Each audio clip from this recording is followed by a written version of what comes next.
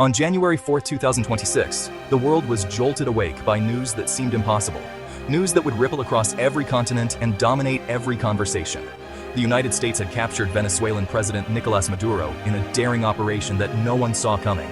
News anchors around the globe struggled to process the story as it broke live on air.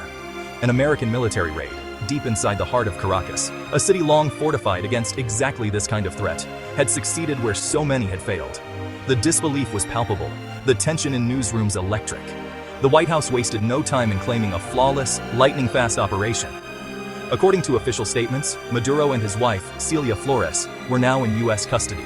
Not a single American casualty had been reported. The precision and speed of the mission stunned even seasoned military analysts. The global reaction was immediate and chaotic.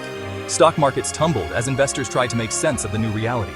Diplomats scrambled to their phones, urgently seeking answers and reassurances. In world capitals from Moscow to Beijing, from London to Brasilia, the air was thick with disbelief and anxiety. Was this an act of war, a bold law enforcement action, or something entirely new, an unprecedented flex of American power? Politicians debated fiercely, their voices echoing in the halls of government as they tried to define what had just happened. The United States had drawn a bold, unmistakable line in the sand, showing a willingness to act unilaterally and decisively in a way few had ever expected. The message was clear. No one was untouchable, and the old rules no longer applied. This was not a drawn-out conflict, not a war of attrition, but a swift, surgical strike, a new era of special operations unfolding in real time. The world watched, transfixed, as the boundaries of military engagement were redrawn before their eyes.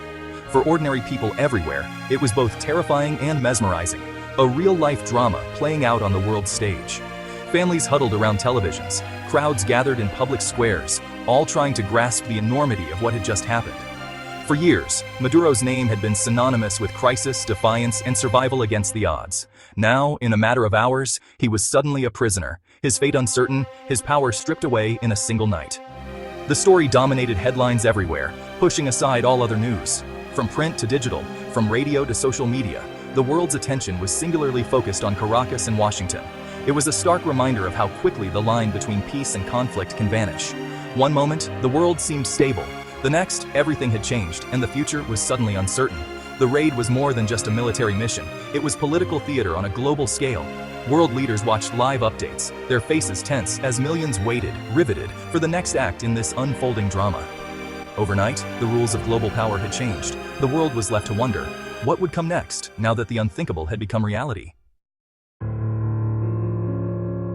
The White House quickly named the mission Operation Gideon's Sword, a title chosen to evoke both biblical justice and surgical precision. The name itself was meant to signal to the world that this was not just another military action, but a carefully considered operation with a clear moral purpose.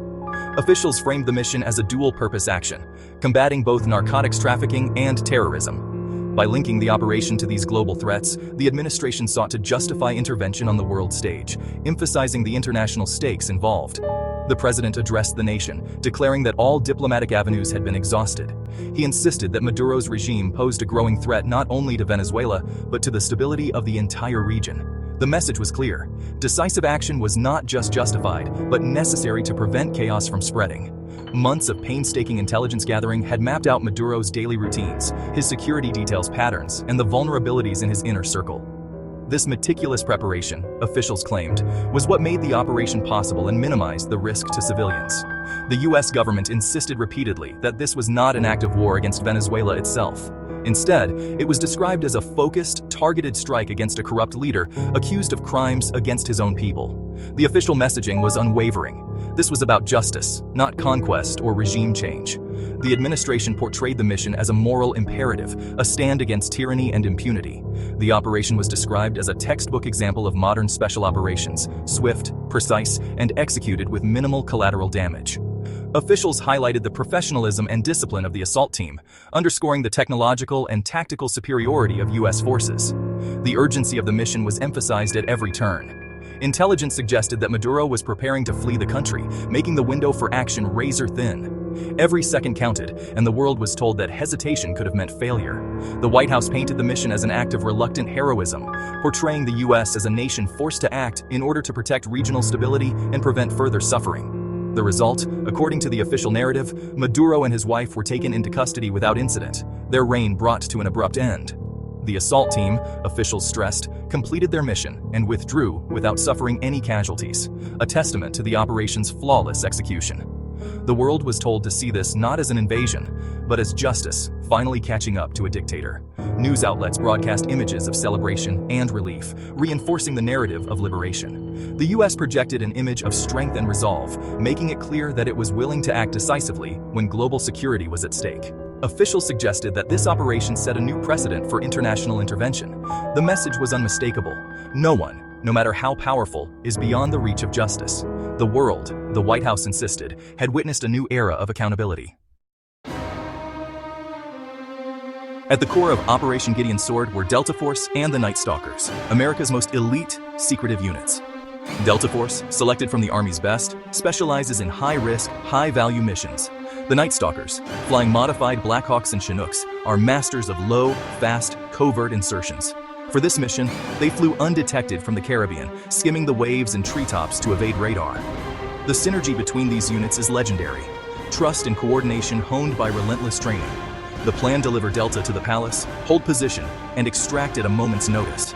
Operators were equipped with cutting-edge gear, body armor, suppressed rifles, night vision, and secure comms. Each was a master of close-quarters combat and battlefield medicine, ready for split-second decisions. When they landed at the palace, they embodied American military power: quiet, precise, unstoppable. The mission was a test of their skills, and they delivered. The operation's success hinged on total surprise, starting far out in the Caribbean. A U.S. Navy carrier strike group provided the launch pad, command center, and protective shield. Stealth-modified MH-60 Blackhawks, flown by the Night Stalkers, were the ghosts of the mission: silent, radar-evading, nearly invisible. Pilots flew nap of the Earth, just above the water, dodging Venezuelan radar. Electronic warfare assets jammed communications, fed false targets to air defenses, and created a bubble of confusion. Venezuelan commanders were left deaf and blind as the assault force closed in. The combination of naval power, stealth aviation, and electronic disruption made the team invisible. Air defenses, despite years of preparation, were neutralized by technology, not firepower. The approach was a masterclass in hybrid warfare, winning the battle before it began. Physical defenses meant nothing against control of the electromagnetic spectrum. As the main assault team neared Caracas, a second phase began: deception. Diversionary strikes hit Venezuelan military targets along the coast. Real attacks, but calculated to distract, not escalate. Fighter jets and cruise missiles created chaos, drawing attention away from the true objective. The psychological effect was immediate. Commanders scrambled to defend against a phantom invasion. Every minute spent on the diversion gave the real team time to move unopposed.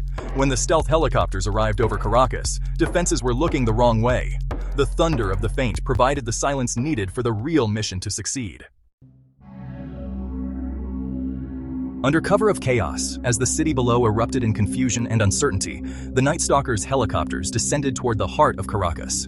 Their rotors barely audible above the distant sirens, they approached the heavily fortified Miraflores Palace, Venezuela's seat of power, shrouded in darkness and tension. Using advanced night vision gear, the pilots hovered with surgical precision, holding their position in the blackness.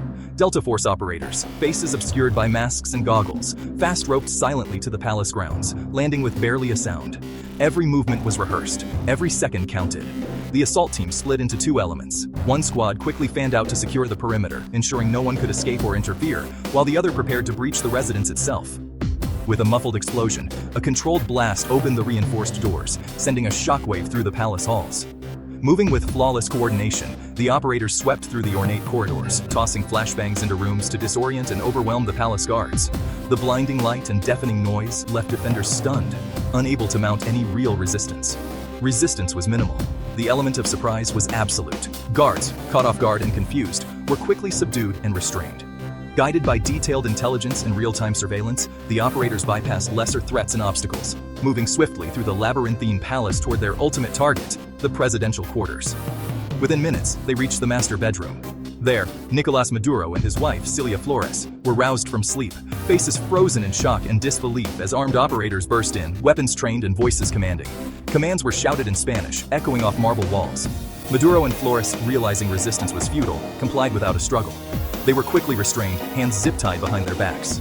The speed and shock of the assault left no time for organized resistance. Palace guards, still reeling from the initial breach, could only watch as their leaders were taken into custody. Zip-tied and subdued, Maduro and Flores were in U.S. hands before most of the palace staff even realized what was happening. The operation was executed with such speed that the guards barely had time to react. The mission's primary objective, capturing the world's most wanted man, was achieved in a matter of minutes, deep inside Venezuela's most secure and symbolic location. The world watched in disbelief as news broke. Nicolas Maduro, once untouchable, was now a prisoner under heavy guard, his fate no longer in his own hands. The raid was a masterstroke of speed, precision, and planning, a textbook example of modern special operations, executed flawlessly in the heart of enemy territory. From the start, the White House insisted this was a capture mission, not an assassination. Killing a head of state would have triggered global outrage and legal disaster. By framing it as an arrest, the U.S. claimed a legal and moral high ground. Delta Force operated under strict rules, lethal force only if absolutely necessary. Their gear reflected this. Flashbangs, zip ties, and non-lethal tools. The plan was speed, overwhelm security, avoid a firefight, and keep Maduro alive. A living Maduro could be tried, delegitimized, and used to expose his regime. The goal: remove him from power, not make him a martyr. With Maduro and Flores secured, the most dangerous phase began: extraction. The window of surprise was closing fast. Venezuelan forces were mobilizing.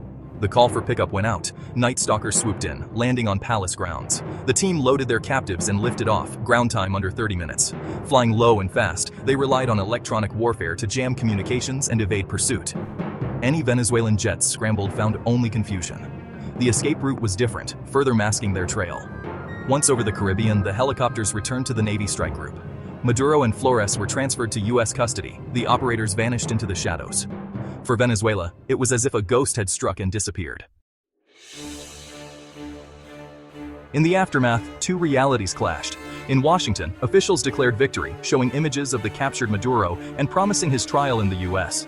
The American narrative was one of justice and precision. In Caracas, the government denied everything, claiming Maduro was safe and the U.S. story was a fabrication. No public appearance by Maduro fueled speculation. News outlets struggled to verify the truth. Allies took sides in a global war of words. The U.S. held the trump card. They would present Maduro to the world. Venezuela could only deny, unable to produce their leader. As hours passed with no sign of Maduro, the American version gained weight. The world was left to grapple with the implications. A bold new chapter in special operations and U.S. foreign policy. The rules of engagement had changed, and nothing would be the same.